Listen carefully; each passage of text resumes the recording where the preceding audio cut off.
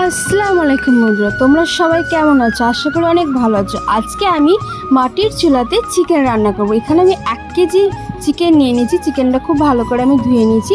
তারপরে মাটির চুলাতে একটা কড়াই বসিয়ে দিয়ে খাঁটি সর্ষের তেল দিয়ে দিলাম। তারপরে আগে থেকে কেটে রাখা টমেটো আর পেঁয়াজ কুচিটা দিয়ে দিলাম। এবার খুব ভালো করে আমি এটাকে ভেজে নেব। তার মধ্যে 3টে তেজপাতা দিয়ে দিচ্ছি। এবার পেঁয়াজ টমেটো সাথে সব কিছু ভালো করে ভেজে নেব। সব কিছু ভালো মতো ভাজা হয়ে গেলে সামান্য একটু লবণ দিয়ে দিলাম। লবণটা দিলে খুব তাড়াতাড়ি গলে যায়।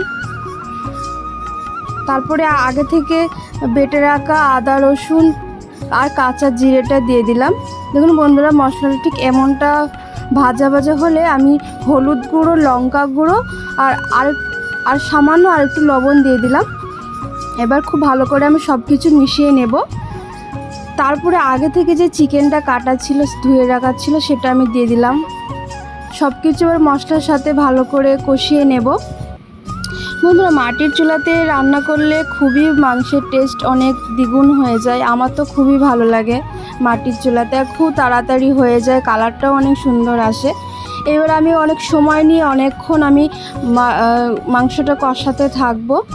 যতক্ষণ না মাংস থেকে তেল না ছাড়ছে ততক্ষণ আমি মাংসটা কষাতে থাকবো।